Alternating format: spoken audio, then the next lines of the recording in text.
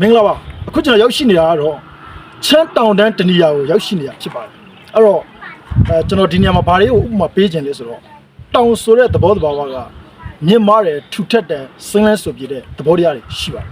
ဆိုတော့အလားတူပါပဲကျွန်တော်ရဲ့ဘဝမှာလည်းပဲဒီမာနဆိုတဲ့အကြောင်းတရားနဲ့ချိတ်ဆက်ကြည့်တဲ့အခါမှာမာနကိုဖြစ်ပေါ်စေတဲ့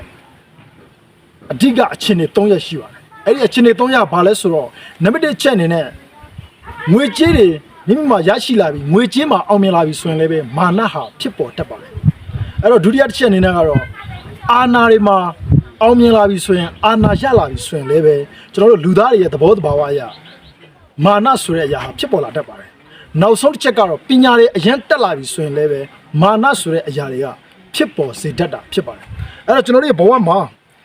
လိုအပ်တဲ့မာနရှိတဲ့ရှိထိုက်တဲ့မာနဘဝတိုးတက်ကြီးပွားဖို့အတွက်မာနဟာတချို့ဒေသမှာလိုအပ်ပေမဲ့လေဒီအချက်၃ချက်ငွေကြေးကြောင့်အာဏာကြောင့်ပညာကြောင့်ဒီအချက်၃ချက်ကြောင့်မာနတွေဖြစ်ပေါ်လာတဲ့အခါမှာကျွန်တော်တို့ရဲ့ဘဝကိုကောင်းဆုံး control လုပ်ဖို့လိုအပ်တာဖြစ်ပါတယ်အဲ့တော့ဘဝဟာတောင်တန်းတွေလိုပဲမြင့်မားလာတဲ့အခါမှာစိမ့်လက်ဆိုပြေမှုတွေ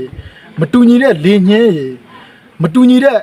ရတ္တတွေကိုရရှိခံစားနိုင်တာဖြစ်ပါတယ်အလားတူပဲကျွန်တော်တို့ရဲ့ဘဝမှာလည်းပဲကျွန်တော်တို့ရဲ့ငွေကြေးတွေအာဏာတွေပညာတွေမြင့်မားလာတဲ့တောင်တွေလိုမြင့်မားလာတဲ့အခါမှာကျွန်တော်တို့ရဲ့မာနတွေကိုအထင်အကွက်တွေနဲ့တွားမယ်ဆိုရင်ကောင်းမွန်တဲ့ရက်လက်တွေကိုဖန်တီးနိုင်တယ်နိဝါဒတရားတွေနဲ့တွားမယ်ဆိုရင်ဘဝဟာလှပစွာနဲ့ရှောက်လန်းနိုင်တယ်ဆိုတော့ပြောကြရင်ကျွန်တော်ဆုံးသက်လိုက်ရပါတယ်